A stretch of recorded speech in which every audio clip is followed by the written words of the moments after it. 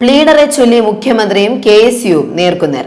നമസ്കാരം. ഈ ദിവസത്തെ ഏറ്റവും പ്രധാനപ്പെട്ട വാർത്താ വിശേഷങ്ങളുമായി ജനയുഗം ടോപ് 10 ന്യൂസിലേക്ക് സ്വാഗതം.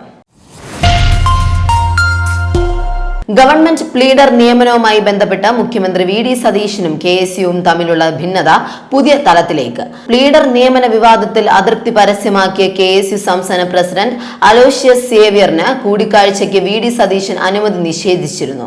സജീവ RSS പ്രവർത്തകനായ DS ശരത്തിനെ സീനിയർ ഗവൺമെന്റ് പ്ലീഡറായി നിയമിച്ചതിനെ ചൊല്ലിയാണ് കെഎസ്യുവും വി ഡി സതീശനും തെരുവിൽ ഏറ്റുമുട്ടുന്ന അവസ്ഥയിലേക്ക് കാര്യങ്ങൾ എത്തിച്ചത്. കെഎസ്യു ആണോ ഗവൺമെന്റ് പ്ലീഡറെ നിശ്ചയിക്കുന്നതെന്നും ഈ വിഷയത്തിൽ വിദ്യാർത്ഥി സംഘടനയ്ക്ക് എന്ത് കാര്യമാണുള്ളതെന്നും വി ഡി സതീശന്റെ വാർത്താ സമ്മേളനത്തിലെ പരിഹാസമാണ് നേതാക്കളെ ചൊടിപ്പിച്ചത്. ലോക ഫുട്ബോളിനെ ആവേശ കൊടുമുടിയിലേറ്റിയ ത്രില്ലർ പോരാട്ടത്തിനൊടുവിൽ ഇംഗ്ലണ്ടിനെ വീഴ്ത്തിയ അർജന്റീന ലോകകപ്പ് ഫൈനലിൽ പ്രവേശിച്ചു. അവസാന നിമിഷം വരെ ഉദ്യോഗം നിറഞ്ഞ സെമി ഫൈനലിൽ 1-നെതിരായ 2 ഗോളുകൾക്കാണ് ലയണൽ മെസ്സിയും സംഘവും തകർപ്പൻ ജയം കൈക്കലാക്കിയത്.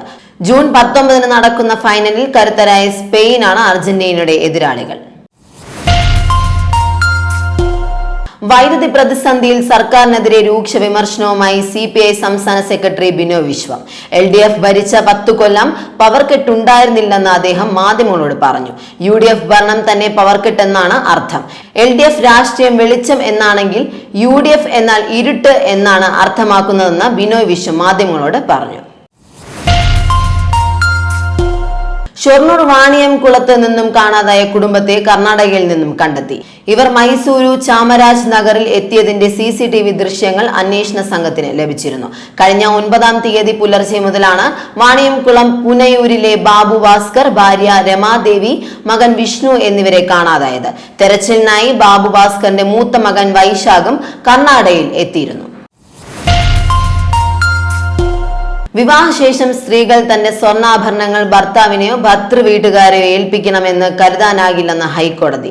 വിദ്യാസമ്പന്നരായ സ്ത്രീകൾക്ക് അവരുടെ സ്വർണമോ സ്വത്തോ സ്വന്തമായി സൂക്ഷിക്കാനുള്ള അറിവും സ്വാതന്ത്ര്യമുണ്ടെന്നും കോടതി വ്യക്തമാക്കി. വിവാഹത്തിനായി ചെലവഴിക്കുന്ന തുക ഇരു കുടുംബങ്ങളുടെയും പൊതു ചെലവായതിനാൽ വിവാഹമോചന കേസുകളിൽ അത് ഭാര്യയ്ക്കോ ഭർത്താവിനോ തിരികെ നൽകാൻ ഉത്തരവിടാനാകില്ലെന്നും ഡിവിഷണൽ ബെഞ്ച് പറഞ്ഞു.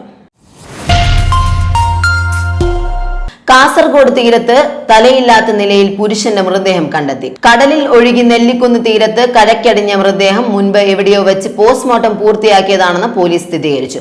മൃതദേഹത്തിന്റെ നെഞ്ചിനും വയറ്റിനുമുള്ള വിചിത്രമായ മുറിവുകൾ പോസ്റ്റ്മോർട്ടം നടപടികളുടെ ഭാഗമായി ശസ്ത്രക്രിയ ചെയ്തതിന്റെയാണെന്ന് വിദഗ്ധ പരിശോധനയിൽ വ്യക്തമായി. സിനിമാ പ്രേമികൾ ഏറെ പ്രതീക്ഷയോടെ കാത്തിരിക്കുന്ന പ്രഭാസ് ചിത്രം ഹൗജിയുടെ റിലീസ് തീയതി പ്രഖ്യാപിച്ചു. ഡിസംബർ 3-നാണ് ചിത്രം ലോകമെമ്പാടുമുള്ള തിയേറ്ററുകളിൽ പ്രദർശിപ്പിക്കുന്നത്. റിലീസ് തീയതി വെളിപ്പെടുത്തുന്നതിനൊപ്പം ചിത്രത്തിന്റെ പോസ്റ്ററും അണിയറ പ്രവർത്തകർ പുറത്തുവിട്ടിട്ടുണ്ട്. മൈത്രി മൂവി മേക്കേഴ്സിന്റെ ബാനറിൽ നിർമ്മിക്കുന്ന ഈ ബിഗ് ബജറ്റ് ചിത്രം T-Series ഫിലിംസ് ആണ് അവതരിപ്പിക്കുന്നത്.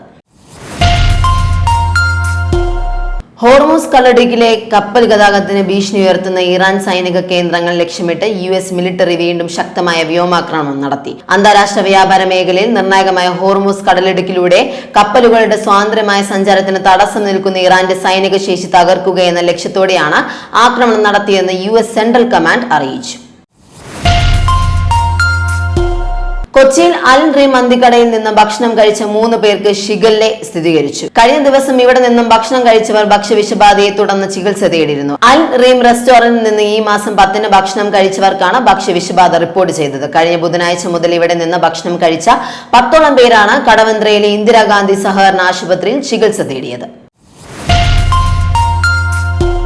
അടുത്ത 3 മണിക്കൂറിൽ സംസ്ഥാനത്ത് ആലപ്പുഴ, കോട്ടയം, എറണാകുളം, തൃശൂർ, മലപ്പുറം ജില്ലകളിൽ ഒറ്റപ്പെട്ട ഇടങ്ങളിൽ ഇടിമിന്നലോട് കൂടിയ ഇടത്തരം മഴയ്ക്കും മണിക്കൂറിൽ 40 കിലോമീറ്റർ വരെ വേഗതയിൽ ശക്തമായ കാറ്റിനും സാധ്യത. പത്തനംതിട്ട, ഇടുക്കി ജില്ലകളിൽ ഒറ്റപ്പെട്ട ഇടങ്ങളിൽ ഇടത്തരം മഴയ്ക്കും മണിക്കൂറിൽ 30 മുതൽ 40 കിലോമീറ്റർ വരെ വേഗതയിൽ ശക്തമായ കാറ്റിനും സാധ്യതയുണ്ടെന്ന് കാലാവസ്ഥാ വകുപ്പ് അറിയിച്ചു. ജനയുഗം ടോപ് 10 ന്യൂസിലൂടെ വീണ്ടും കാണാം. കൂടുതൽ വാർത്തകൾക്കും വിശേഷങ്ങൾക്കുമായി ജനയുഗം വെബ്സൈറ്റ്, YouTube ചാനലുകൾ സന്ദർശിക്കുക.